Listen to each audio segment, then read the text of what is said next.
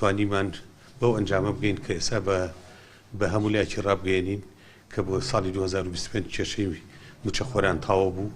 موژدەکەی وەزیری دارایی حکوومەتی ماوە بەسەرچوو کە کۆتایی هاتنی کێشەی موچەی ڕاگەیاند یەک مانگ بڕی نەکرد. دابەشکردنی موچەی مانگی دوو لە عێراق کۆتایی هاتووە و دەست بە موچەی خانەنشینی مانگی 3 دەکرێت کەچی لە هەرێم هێشتا موچەی مانگی دوو دابەش نەکراوە کە مانگی پیرۆزی ڕەمەزان و هەمووان زیاتر پێویستیان بە پارەیە. ئەمە جگە لە دیزە بە دەرخۆنەکردنی موچەی مانگی 12 ساڵی ڕابردوو.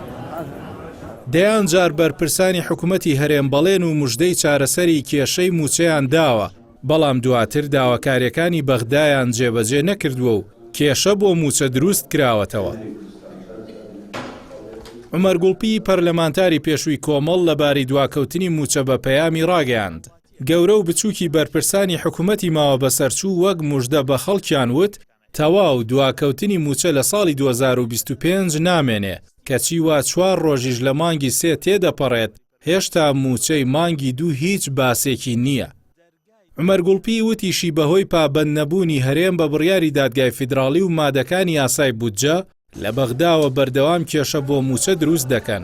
بۆ ئەوەی موچەش لە بەغداوە لە کاتی خۆیدا بگاتە کوردستان پێویستە نیوەی داهاتی ناوخۆ ڕادەست بکرێت نەوەک تەنها 51 ملیار دینار. هەروەها سۆران عومەر سەرۆکی فراکسیۆنی کۆمەڵ لە ئەنجومەنی نوێنەرانی عێراق بە پەیامی ڕاگەیاند هەر لە مانگی یەکدا حکوومەتی هەرێم نیوەی داهاتی ناوخۆی ڕادەست نەکردووە کە داواکاری بەغدایە، تەنیا 51 ملیار دیناری ناردووە، بەڵام وەزارەتی دارای عێراق داوای 150 ملیار دیناری مانگانە دەکات. هەروەها داواکاریەکی دیکە ڕادەستکردنی داتا و ژمارەی بانکی موچەخۆرانە بۆ تەوتین. ئەمە جگە لە چارەسەری تێبینیەکانی پەیوەست بە لیستی موچە. بڕیاریشە کۆبوونەوەی سێقۆڵی نێوان وەزارەتی نەوتی عێراق، کۆمپانیا نەوتیەکانی هەرێم و وەزارەتی سامانە سروشتیەکانی هەرێمی کوردستان بۆ دەستپێکردنەوەی هەناردەی نەوت ئەنجام بدرێت، بەڵام دواخرا. سۆران عومەر دەڵێت بە ئەنقەست بربەست بۆ هەناردەکردنی نەوت دروست دەکرێت و ئەو دۆخەی ئێستا لە بەرژەوەندی دەسەڵاتی هەرێم و کۆمپانیاکانی نەوتە. دەشڵێت ئەو دەستیکردنە بە هەناردەی نەوت دەبێتە کێشەیەکی دیکە بۆ موچە.